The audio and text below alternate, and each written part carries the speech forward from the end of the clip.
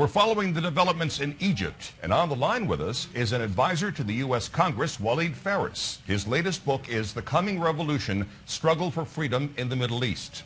Welcome to Newsmax again, Walid. Thank you very much for having me. First, if you would, please tell us why the United States should be concerned about the demonstrations on violence in Egypt, and what's at stake for us there. Oh, absolutely. Egypt is an ally to the United States in the war on terror. But at the same time, Egypt has been governed by an authoritarian regime.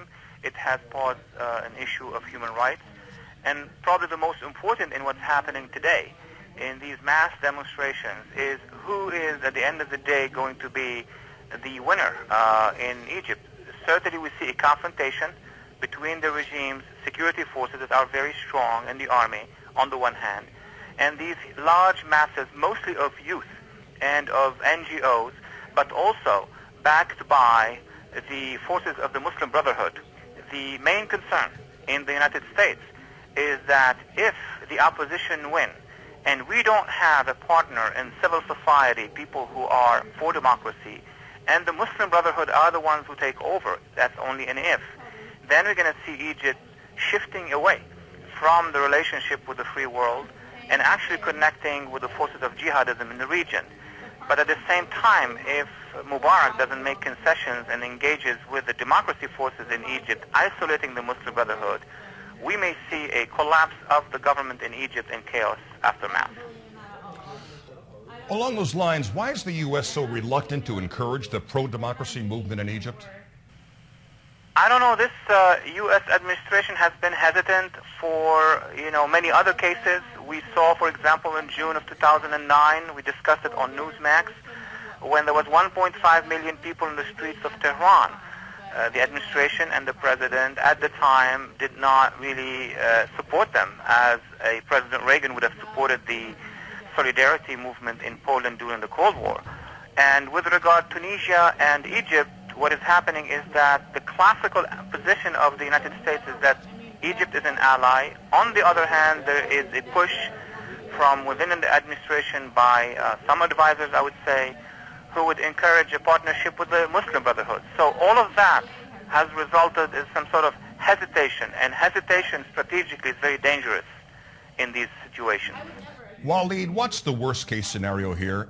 Worst-case scenario is an uprising which will topple Mubarak and bring in the Muslim Brotherhood.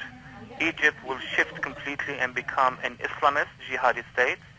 Another difficult scenario would be nobody would win, and we're going to have a protracted struggle between the opposition and the Egyptian security forces, and that will obviously, either scenario, have an implication on the peace process between Israel and Egypt, and will have strategic implications on issues that has to do with the Suez Canal, the Red Sea, the role of Iran in the region.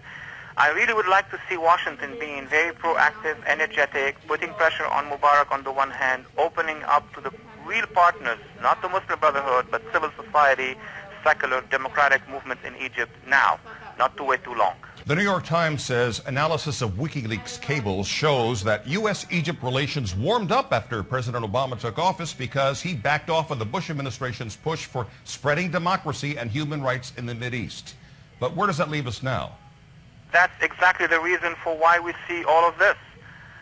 Intellectuals in the Arab and Muslim world, those who were hoping that under the Bush years there would have been a much greater push for democracy, a much greater partnership with civil society. Under the Obama administration, unfortunately, we saw an abandonment of these youth, of these women, of these minorities, of these NGOs, of these cab drivers in Iran, in Lebanon, in Egypt, in Algeria, and in many other places. And the response today is that the youth is rising, even without leaders, even without connections to the West.